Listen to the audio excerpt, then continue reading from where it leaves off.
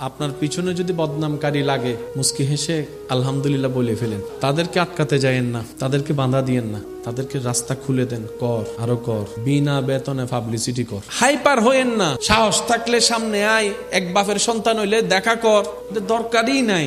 আল্লাহ আপনাকে বিনা যুদ্ধে জয় করতে চাচ্ছেন, আপনি কেন যুদ্ধ করে খামাকা শরীরে শক্তি নষ্ট করবেন? দরকার কি? ছেড়ে দেন না তাকে আপন হালতে। সে বদনাম করবে, আপনার গুনাহ নিবে। সে বদনাম করবে, নিজের সওয়াব আপনাকে দিবে। সে বদনাম করবে, আপনার প্রচার করবে। সে বদনাম করবে, আপনার নামটা যে জানে না তাকেও শোনাই দিবে। তো সে যখন বিনা বেতনে এমন কাজ করতে চাচ্ছে স্বইচ্ছায়, আবার অন্যদিকে ওয়াইলুল্লি কুল্লি হুমাজাতিল লুমাজা তার উপর আরপিত হবে, আপনার টেনশন কি?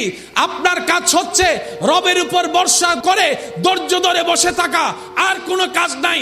করতে দেন দুশমনকে দুশমনের কাজ, করতে দেন আপনার চাচা জারাকে সম্পদ খাওয়ার কাজ, করতে দেন, করতে দেন।